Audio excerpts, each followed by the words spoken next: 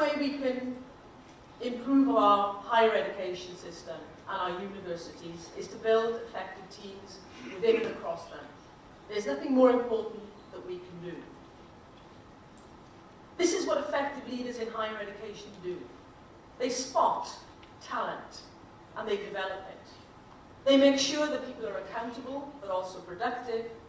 They build capacity within their organizations to improve, and they rely on powerful teams to help them do the work. In a study of high-performing systems that occurred in sport, education, and business, those three different sectors, we found a number of things that surprised us. This is the book called Uplifting Leadership, and this is the book that we wrote based on the study looking at those three sectors: business, education, and sport.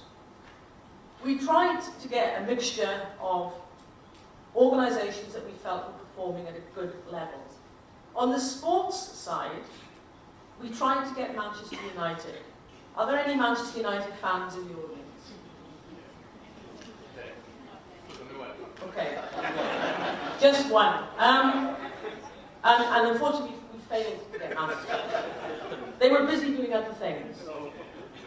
One of the things we found that these high-performing organizations did was they shared leadership. Whether they were sports teams, or whether they were schools, or whether they were businesses, they shared leadership. They distributed leadership as a strategy to raise performance. The other thing that they did was they collaborated in order to compete. In other words, they used their teams to be more competitive. And that sounds like a contradiction. Collaboration versus competition. In terms of putting distributed leadership into action, there are different ways you can do it. You can flatten structures.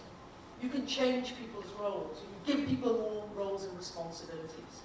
You can build effective teams. But ultimately, what you're aiming for is a way of working that says, in this university, everyone is a leader. Everybody's got the potential to lead at a certain time. And what we're doing is investing in leadership at all levels.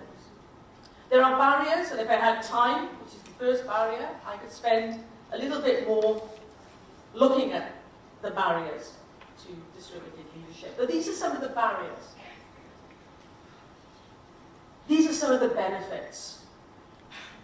I don't know what your roles are within higher education, but my guess is that your job right now is probably too big for one person. There are probably too many demands on your time. Is that right? Yes. Okay.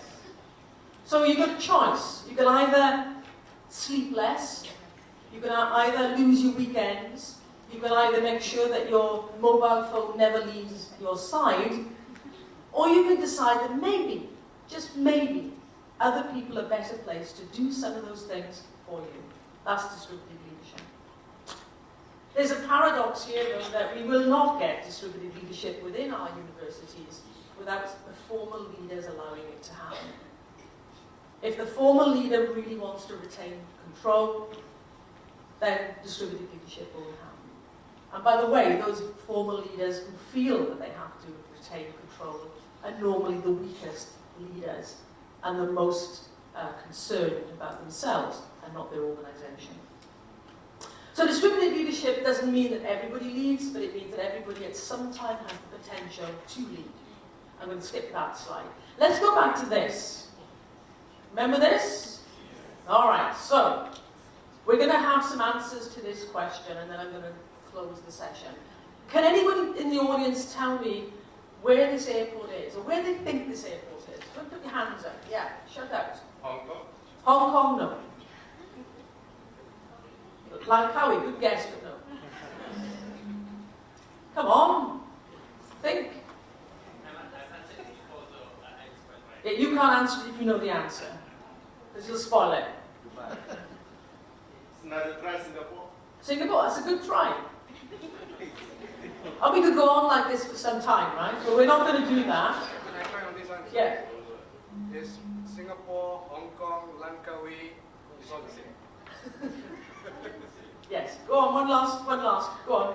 Actually, before Kamal said that, I was going to say it doesn't matter where it is. That's true. This airport could be anywhere in the world, right? Anywhere in the world. My point here is, oh, by the way, the airport is in Bali. And if you'd gone to Bali 15 years ago, it wouldn't have looked like this. But here's the question to everybody in this audience.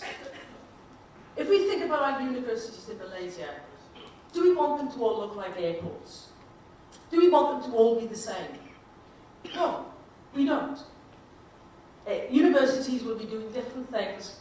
Some will be teaching, excellent in teaching, some will be excellent in research, some of them will be doing more entrepreneurial things, some of them will be doing more vocational things. So here's the big message. The context matters, and we need to ensure there's diversity within our higher education systems and not conformity. Final message. True leaders don't create followers. You're not a follower. You're a leader.